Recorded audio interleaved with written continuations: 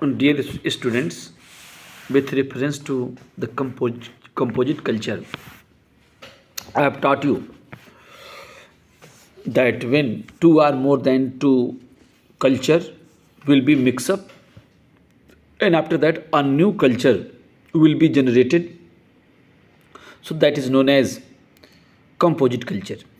In this video, I would like to discuss two topics. First one, factors responsible for the growth of composite culture in India. With reference to the India I am teaching, please pay attention. Dear students, when peace will be created in the society, then only we can see the development of architecture, art, literature, and monuments buildings. When peace will be there, then prosperity will be there. When prosperity will be there, then enormous development will be taken place in the society. So when every year attack will be there, so then peace will be not there. So no any drastic change we can see in the society. When peace will be there, then only development will be taken place in each and every phase of life. So in this reference, I would like to explain factor responsible for the growth of composite culture. The immense wealth and the unlimited power in the hand of the Mughals enabled them to continue their patronage of fine arts and literature. When wealth will be there and established empire will be there, then only rulers will give shelter to artisans, manipulators, and other intellectuals. So same happened when Mughal empire established and ultimate power taken by king or Mughal emperor. And after that, what happened? They patronized of fine arts and literature. They used their wealth to build up palaces, fort, and monuments. And in those monuments, we can see the prosperity of the Mughals, the reliability, settled condition, and a long period of the peace that prevailed all over northern India paved the way for undertaking extensive work of art. The Mughal emperor had a great sense of beauty and art. Each of them was anxious to find an outlet for their expression in some visual arts. For example, one example I would like to mention here, then you'll understand. Dear students, if you'll go to Taj Mahal, or if you are not able to go, you can see by net, then when you will see that monuments, after that you'll understand. Means the architecture and means Mughal skilled labor and their technology was reached at high water mark. And when some designs you will see that in Taj Mahal white marbles had been used. Petra Dura you can see in that one. So that will take time and lot of money will be spent. So if Shah Jahan not had money, so how he can construct? Means king had enormous power, enormous wealth. That's why they constructed that type of building, forts and monuments. The Mughal emperors had a great sense of beauty and art. Means they had interest also in, and they wanted to express their sense of beauty by the monuments building, by forts, etc. The glorious and rich cultural heritage of the Mughals on one hand and the Indian on the other hand created a unique atmosphere for the brilliant output of the letters and fine arts.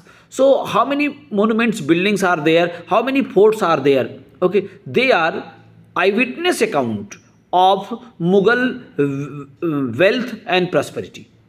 So in this heading only this much is sufficient.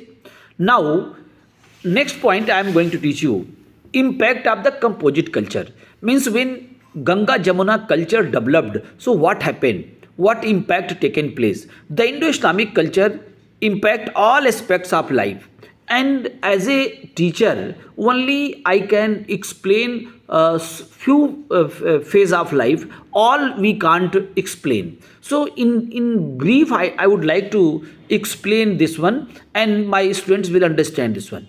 So Indo-Islamic culture impact all aspects of the life. So like culture, art, architecture, and literature. So for means minimum phase I am taking, because our life aspects are very much okay. Means many phases are there. So each and every phases can't be discussed. If it will be discussed, it will take more time. The dress, manners, social amenities, and festivals which the Mughals introduced in India were accepted by people in India. The trend toward the fusion of two culture, fusion means assimilation of the two culture, is best seen in the field of music. When the Turks came to India, they brought with them not only a number of few musical instruments like rabab and sarangi, but also new musical modes. Amir Khusro, who was given the title of Nayak, introduced many Perso-Arabic rags. When means Perso-Arabic rags, okay, given by Amir Khusro. So it means Indian musicians had taken concern, and after that a new rag came to existence, that will be composite one. Means both traits will be assimilated.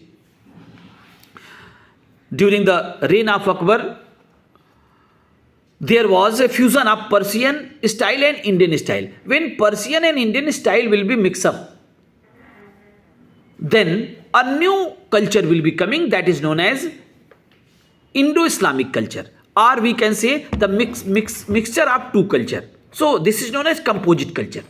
Now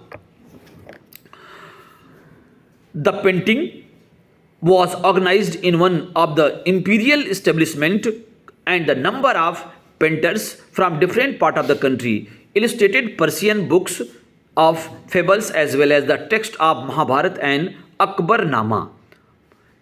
In these paintings, Indian themes and scenes were used along with the Indian color like peacock blue and Indian red. These most important work produced during the Mughal period is an unusual manuscript, Dastan-e-Amir Hamza or Hamznama, which has already 1200 paintings. In the field of architecture, the Indian and Islamic system of arts were mingled. Mingled means mix up, to give rise to the new style of Indo-Islamic architecture. The significant features of the architecture were the following. First one, the Islamic architecture added to the Indian architecture the special characteristics of the spaciousness, massiveness, majesty, and width. In the sphere of the decoration, the Turks avoided representation of the human and animals because it was not allowed. Means in Islam it was not allowed to make any figure of human beings. Instead they used geometrical and floral design, combining them with the panels of the inscription containing verse from the Holy Quran. They also borrowed Indian motifs like swastiks, well, lotus, etc. For instance, the decorative device found in all the buildings of Firoz Tughlaq is in the lotus. The Mughal tradition influenced the temple, palace, and forts of the many kingdoms. For example, many temples of the Brindaban assimilated the Mughal style of architecture. The Golden Temple at the Amritsar was built up on the arc and dome principle of the Islam architecture and incorporated some features of the Mughals tradition of architecture, meaning some Indian traits of architecture and some Persian, both assimilated. And after that, a new Indo-Islamic culture came to existence, composite culture came to existence, that was very, very magnificent. Now, language, last point I am going to teach. Language and literature also saw the influence of the two tradition. The language which Mughal rulers used in the administration was Persian. In course of the time, Persian became the language of administration and language of the upper classes. The greatest linguistic synthesis is seen in the development of Urdu, which is mix-up of Persian, Arabic, Hindi and other regional languages. Urdu was originally known as Zaban-e-Hindwi because its grammatically structure is similar to that of Hindi.